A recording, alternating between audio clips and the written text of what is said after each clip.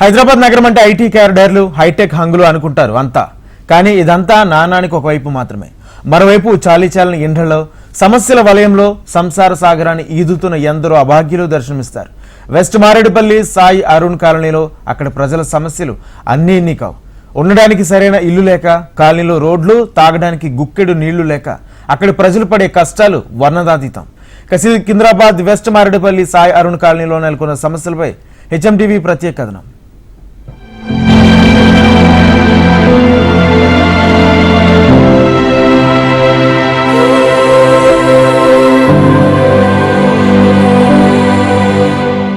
ఇప్పుడు మనం చూస్తున్నది సికింద్రాబాద్ వెస్ట్ మారేడుపల్లిలోని సాయి అరుణ్ కాలనీ. ఇక్కడ నివాసాలు ఏర్పాటు చేసుకున్న స్థానికులు ఎన్నో ఏళ్లుగా అనేక సమస్యలను ఎదుర్కొంటున్నారు. ఉండటానికి సరైన ఇళ్లు లేక, తాగడానికి గుక్కెడు మంచినీళ్లు లేక అవస్థలు పడుతున్నారు. చాలని ఇండ్లలో వారానికి ఒక్కసారి వచ్చే నీళ్లతోనే బతుకు బండి లాగుతున్నారు.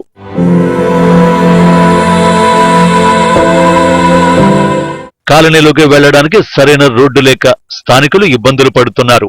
ఇక డ్రైనేజీ వ్యవస్థ అంతంత మాత్రమే. వర్షాకాలం వచ్చిందంటే ఈ ప్రాంతవాసుల కష్టాలు రెట్టింపవుతాయి. ఇళ్లలోకి వర్షపు నీరు చేరి తీవ్ర ఇబ్బందులకు గురవుతుంటారు.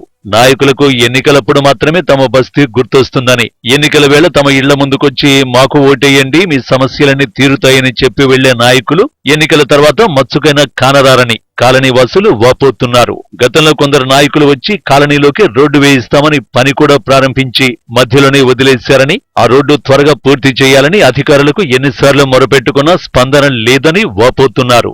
మాకు ఇల్లులు కావాలండి. ఇప్పటికైతే కిరాయి ఇంట్లో చాలా మంది ఉన్నాము. రోడ్డు చూస్తే ఇలా ఉంది. వాటర్ కూడా 6 days 1 week తర్వాత వస్తుంది. మాకు బోరింగ్ కూడా లేదు. మాకు ఇక్కడ ఎలా బతకాలి మేము? మాకు ఇల్లులే కావాలి. చూశారు కదా, మాకు ఎంత చిన్న చిన్న రూములు, చాలా చిన్నగా ఉన్నాయి. పిల్లల్ని పెట్టుకొని ఫ్యూచర్ చేయాలంటే మా వల్ల అయితలేదండి.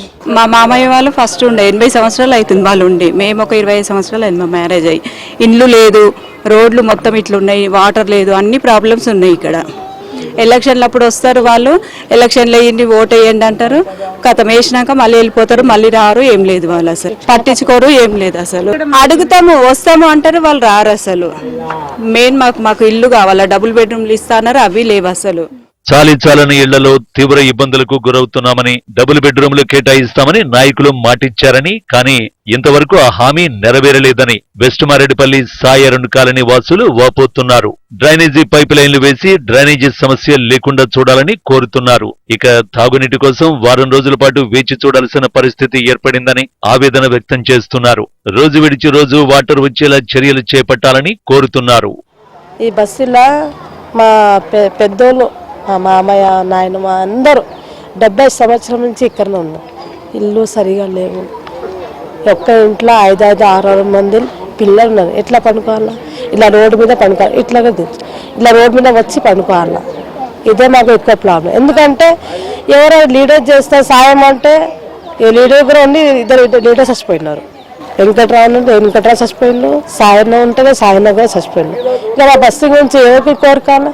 అందరికీ ఓటు వేస్తున్నాం. మరి బీజేపీ వేయాలా, కాంగ్రెస్కి వేయాలా? ఏ పార్టీకి వేస్తే మా ముంగట మాకు ఎవరు ఏం చేస్తలేదు. వస్తున్నారు, చూస్తున్నారు, వెళ్తున్నారు, కానీ మా బాధ్యత ఎవరు ఎత్తుతలేదు.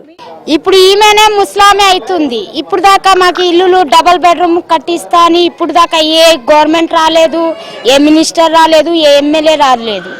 ఈలే ఇప్పుడు ఈ బస్తీకి ఈలే గవర్నమెంట్ ఉన్నారు, ఈలే లీడర్స్ ఉన్నారు.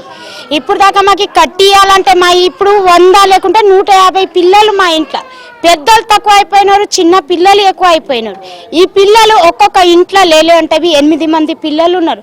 4 సంసారంలో ఉన్నారు. ఒక్కరు పనుకుంటే ఒక్కరు బయట వచ్చి పనుకుంటారు. అది ఏం లెక్క ఉంది?